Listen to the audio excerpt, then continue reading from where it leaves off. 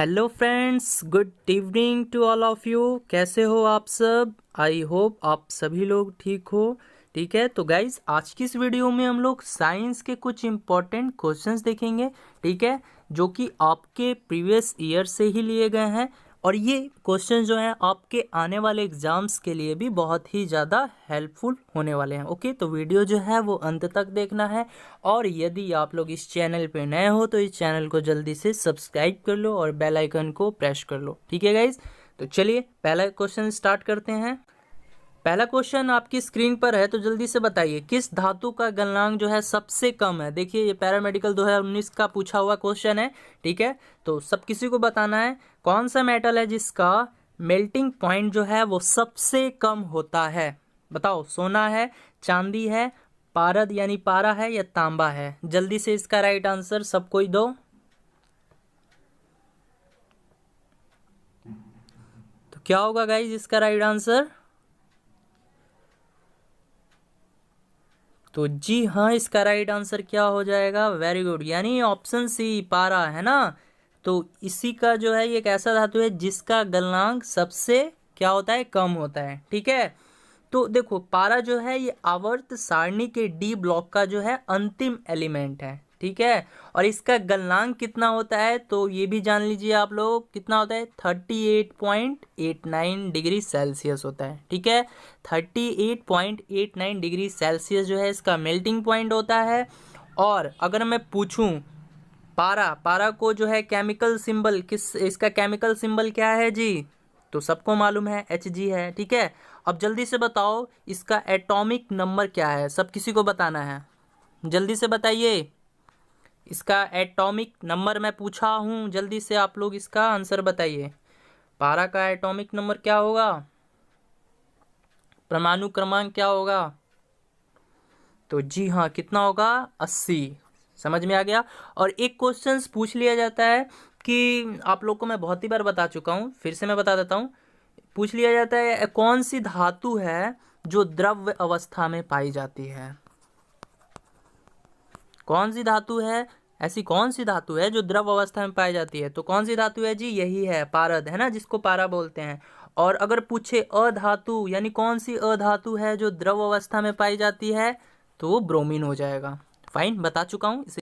अब यदि हम लोग बात करें चांदी की, ठीक है, तो इससे रिलेटेड भी एक क्वेश्चन पूछ लिया जाता है कि विद्युत का जो सबसे अच्छा चालक होता है वो कौन होता है? तो कौन होता है जी? चांदी होता है। ठीक है, विद्युत का सबसे अच्छा चालक कौन सा होता है? तो चांदी होता है। ठीक है, और चांदी का केमिकल सिंबल क्या है जी?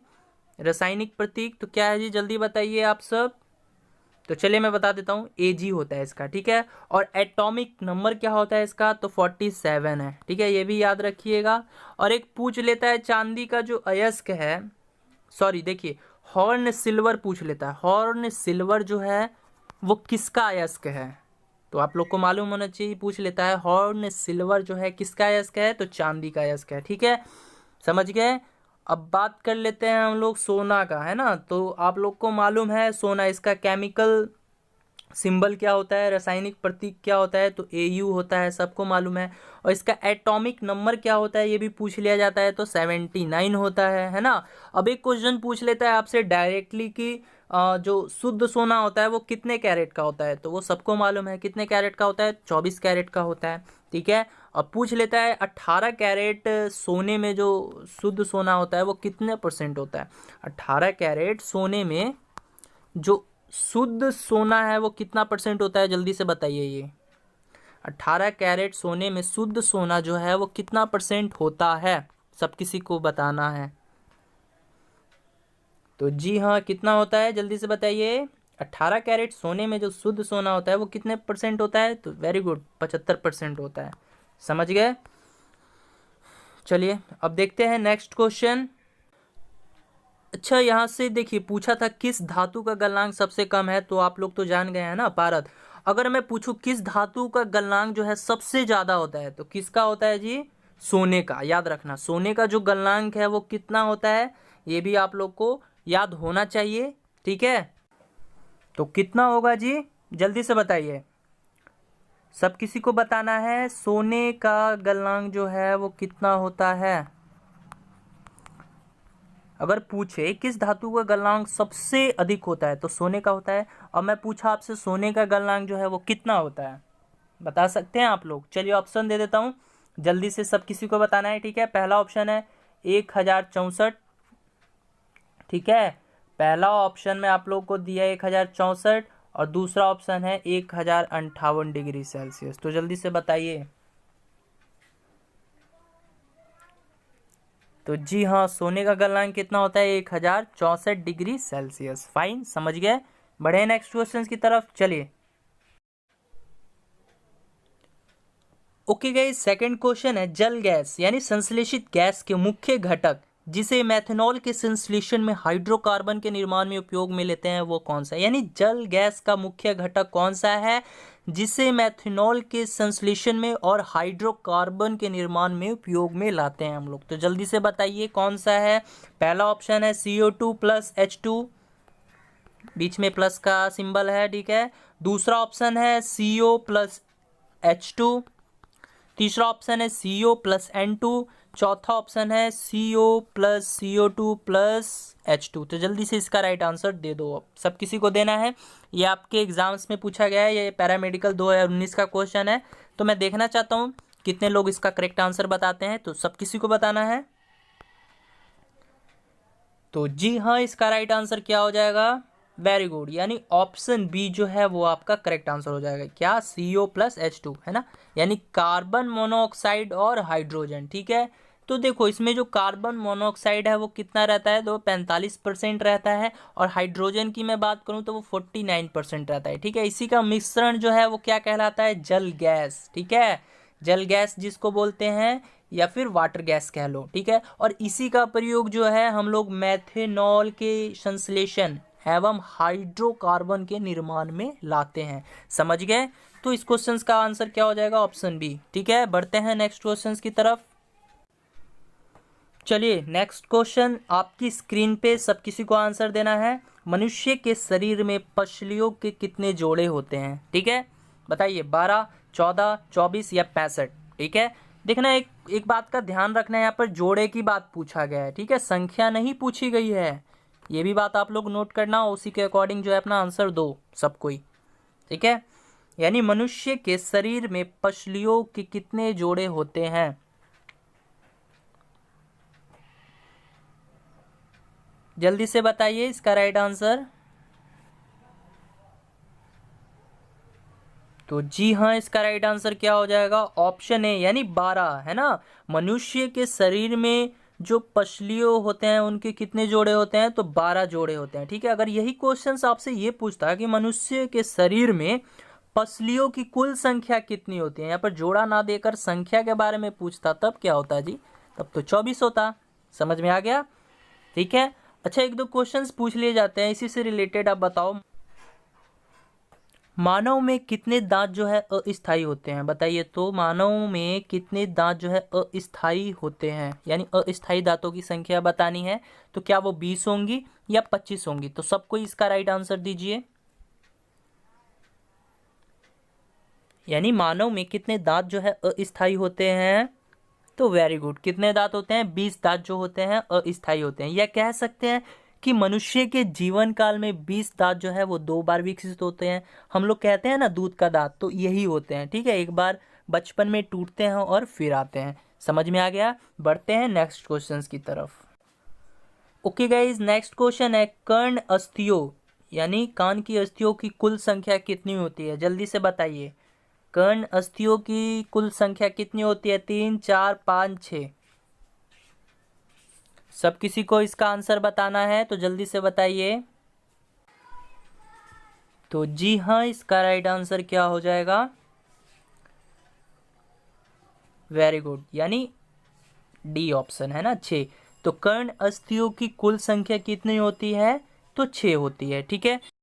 जैसा कि आप सभी लोग को मालूम है, हमारे जो कान में है 3 प्रकार की हड्डियां होती हैं, है ना। हमारे कान में 3 प्रकार की हड्डियां होती हैं, ठीक है। तो पहली कौन सी हो गई? पहली होती है मैलियस, ठीक है। दूसरी कौन सी होती है? इनकस। और तीसरी जो होती है वो होती है स्टेपस, ठीक है। तो अब जो है अब एक कान में हमारी 3 हड्डियां हुई तो 2 कान में कितनी हो जाएंगी जी? तो 6 नहीं हो जाएंगी। तो ऑप्शन डी जो है वो आपका करेक्ट आंसर हो जाएगा। ठीक है, और यही जो है स्टेपस, यानी स्टेपस की जो हड्डी है, यही से क्वेश्चंस बन जाता है जो आपके एग्जाम में पूछ लिया जाता है कि मानव शरीर की जो सबसे छोटी हड्डी है वो कौन सी होती है? तो स्टेपस की हड्डी होती है। ठीक है, अब एक क्वेश्चन आप लोग बताइए कि मानव शरीर की जो सबसे बड़ी हड्डी होती है वो कौन सी होती है? यानी मानव शरीर में जो सबसे बड़ी हड्डी होती है वो कौन सी होती है? जल्दी से बताइए। तो जी हाँ, कौन सी होती है? जांग की हड्डी, है ना। जांग में फीमर की जो हड्डी, फीमर है वो हड्डी जो है सबसे बड़ी हड्डी कहलाती है। ठीक है, मानव शरीर के अंग की जो सबसे बड़ी हड्डी है वो कौन सी है? फीमर की। ठीक है, बढ़े नेक्स्ट क्वेश्चन की तरफ। चलिए अगला क्वेश्चन जो है आपकी स्क्रीन पर है, जल्दी से बताइए। इंसुलिन में कौन सा धातु होता है? बताइए, तांबा, जस्ता, लोहा या मैग्नीशियम? जल्दी से इसका आंसर दीजिए, सब किसी को देना है। क्वेश्चन है, इंसुलिन में कौन सा धातु होता है? बताइए, तांबा, जस्ता, लोहा, मैग्नीशियम?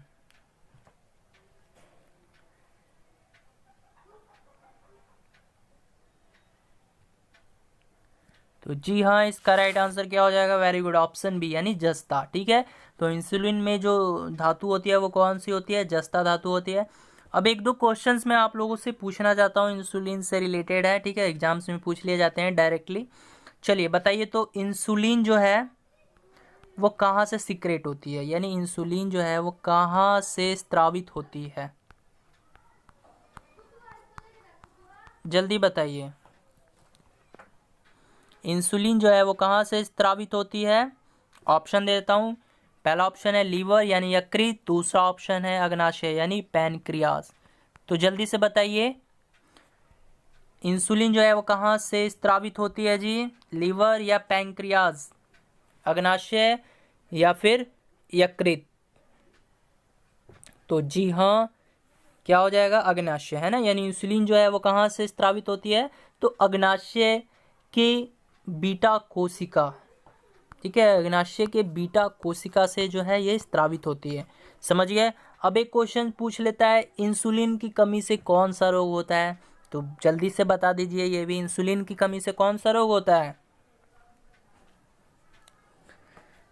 तो जी हाँ, कौन सा रोग होता है? वेरी गुड, मधुमेह रोग, है ना। अब एक क्वेश्चन और पूछ लेते हैं, इंसुलिन की खोज किसने की? ये भी तो पूछता ही है। ठीक है, तो इसका भी आंसर अब बता दीजिए, इंसुलिन की खोज किसने की? इंसुलिन की खोज किसने की बताना है आप सबको। तो जी हाँ, किसने की? बैटिंग एवं बेस्ट ने, है ना। इंसुलिन की खोज बैटिंग एवं बेस्ट ने की। समझ गए। बढ़ते हैं नेक्स्ट क्वेश्चंस की तरफ। ओके गाइज, नेक्स्ट क्वेश्चन है, मानव मस्तिष्क में बुद्धि का केंद्र है, बताओ तो कौन है? सेरेब्रम, हाइपोथैलेमस, मेडुला ऑब्लंगेटा या इनमें से कोई नहीं? जल्दी से बताइए। इस क्वेश्चन का आंसर सब किसी को देना है, ये बहुत ही वीवीआई क्वेश्चन है, ये भी पूछा गया है। जल्दी से बताइए।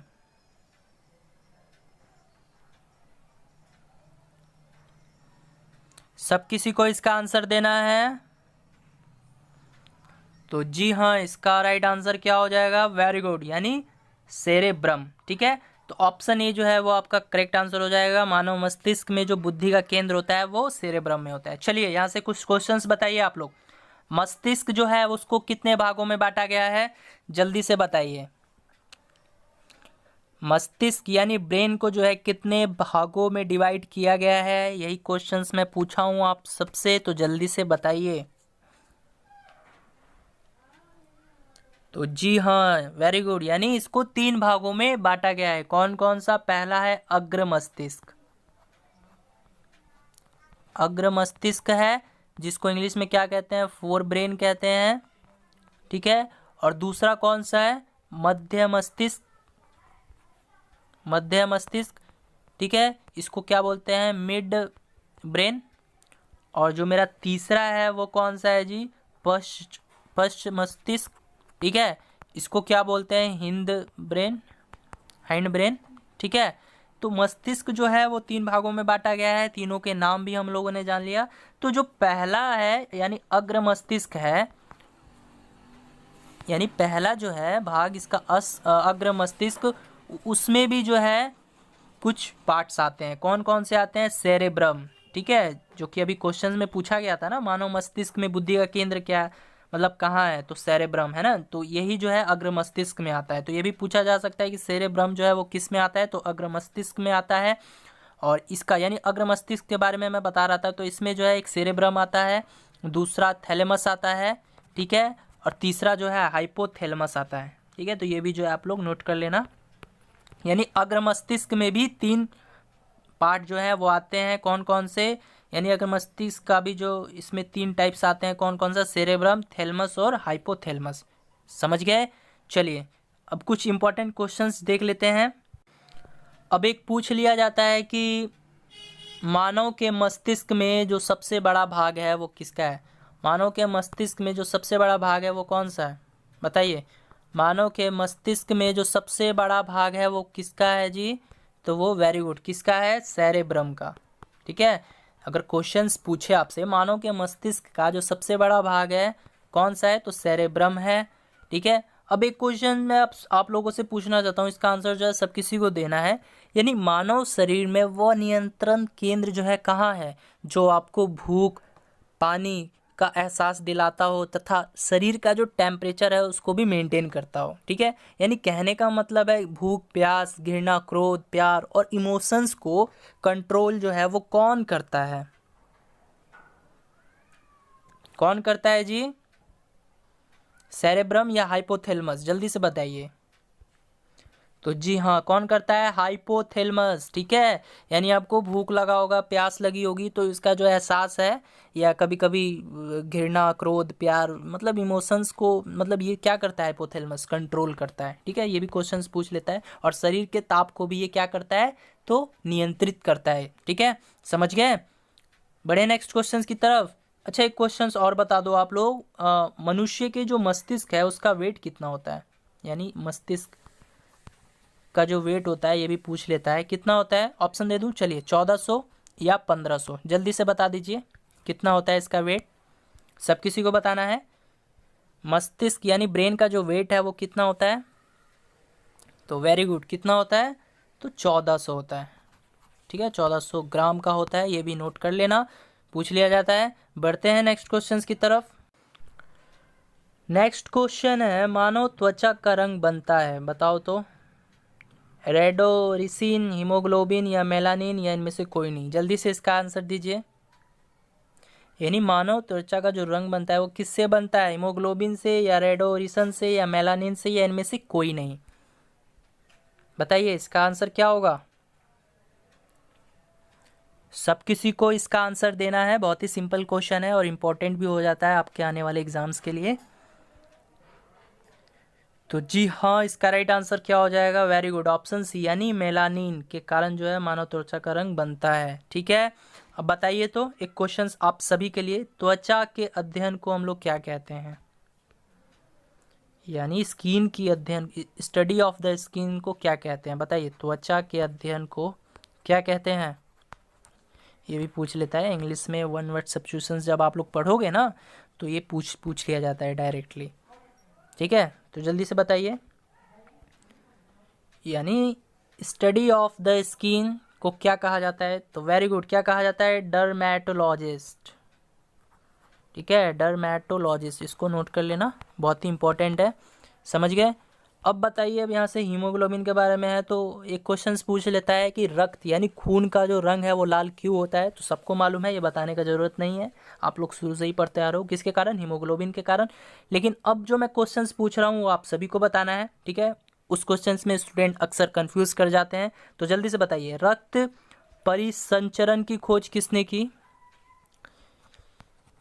यानी ब्लड सर्कुलेशन की खोज किसने की, ये आपको बताना है। तो पहले आप लोग ये बताइए, सब किसी को बताना है, रक्त परिसंचरण यानी ब्लड सर्कुलेशन की खोज किसने की?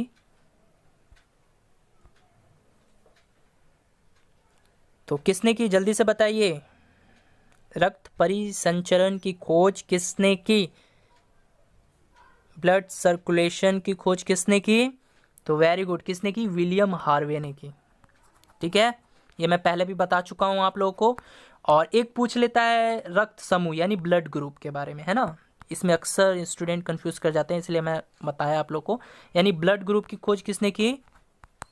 तो इसका भी आप लोग याद रखना, किसने की? लैंड स्टीनर, यानी कार्ल लैंड स्टीनर ने इसकी खोज की। समझ गए? Land Steiner. ठीक है, समझ गए। बढ़ते हैं नेक्स्ट क्वेश्चंस की तरफ। ओके गाइज, नेक्स्ट क्वेश्चंस आप सभी के स्क्रीन पे जल्दी से बता दीजिए, कौन सा हार्मोन जो है लड़ो उड़ो हार्मोन कहलाता है? बताओ, कौन सा हार्मोन है जो लड़ो और उड़ो हार्मोन कहलाता है?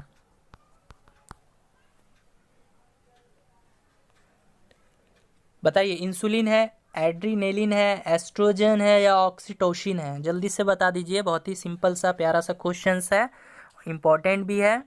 ठीक है, जल्दी से बताइए। तो जी हाँ, इसका राइट आंसर क्या हो जाएगा? कौन सा हो जाएगा इसका राइट आंसर? तो वेरी गुड, तो ऑप्शन बी यानी एड्रीनेलिन। ठीक है, इसी हार्मोन को जो है हम लोग लड़ो और उड़ो हार्मोन के नाम से जानते हैं। फाइन, समझ गए। अब देखिए, यहाँ से कुछ हार्मोन और ग्रंथिया के बारे में कुछ क्वेश्चंस पूछ लिए जाते हैं। ठीक है, तो मैं आप लोग को इंपॉर्टेंट कुछ क्वेश्चंस बता देना चाहता हूँ। ठीक है, चलिए पहला क्वेश्चन पहले आप लोगों को खुद से ट्राई करना है कि आप लोग इसको बता पा रहे हो कि नहीं। ठीक है, तो जल्दी से बताइए, मानव शरीर की जो सबसे बड़ी ग्रंथि है वो कौन सी है? जल्दी बताइए, सबसे जल्दी सब किसी को बताना है, मानव शरीर में जो सबसे बड़ी ग्रंथि है वो कौन सी है? कौन सी है? ऑप्शन दूं? किडनी और लीवर, जल्दी बताओ। मानव शरीर की जो सबसे बड़ी ग्रंथि है वो कौन सी है? तो वेरी गुड, क्या हो जाएगा? लीवर, है ना, यानी यकृत जिसको बोलते हैं। तो मानव शरीर की जो सबसे बड़ी ग्रंथि है वो कौन सी होती है? लीवर, यानी यकृत होती है।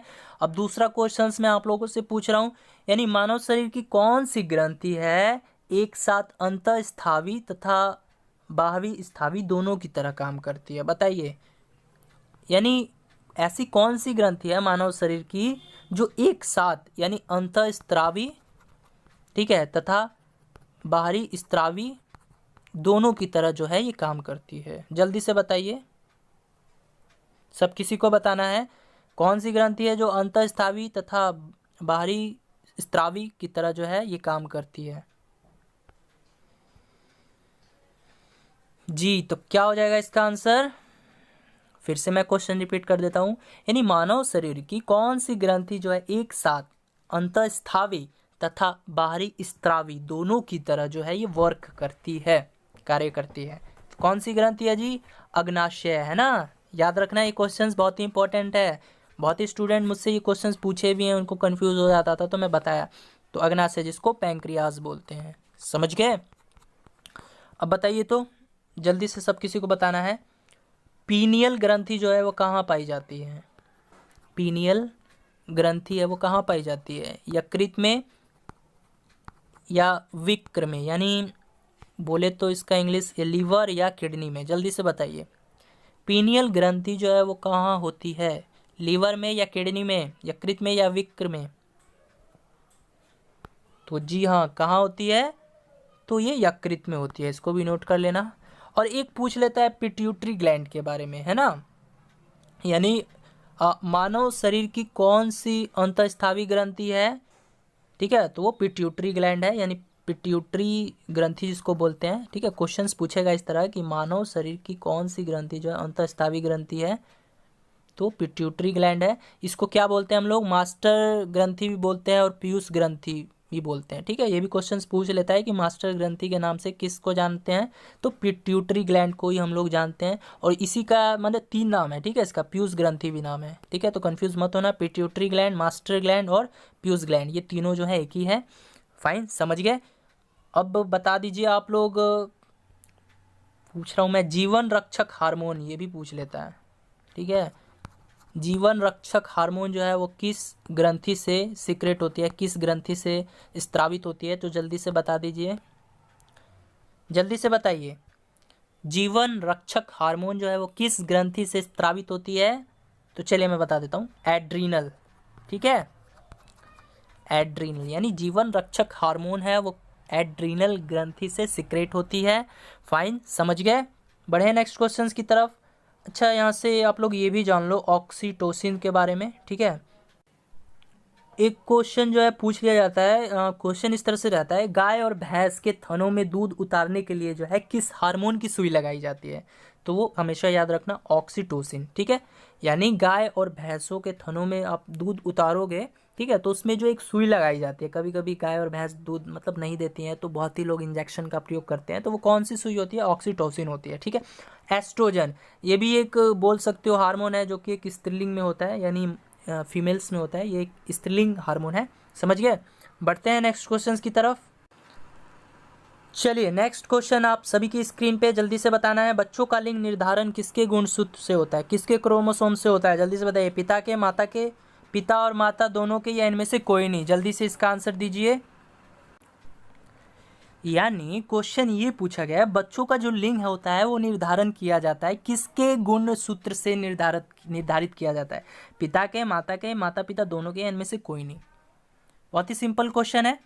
आई होप सबको इसका राइट आंसर दे दोगे, तो जल्दी से बता दीजिए। तो जी हाँ, किसके गुणसूत्र से किया जाता है? तो पिता के, ठीक है। ऑप्शन ए जो है आपका करेक्ट आंसर हो जाएगा।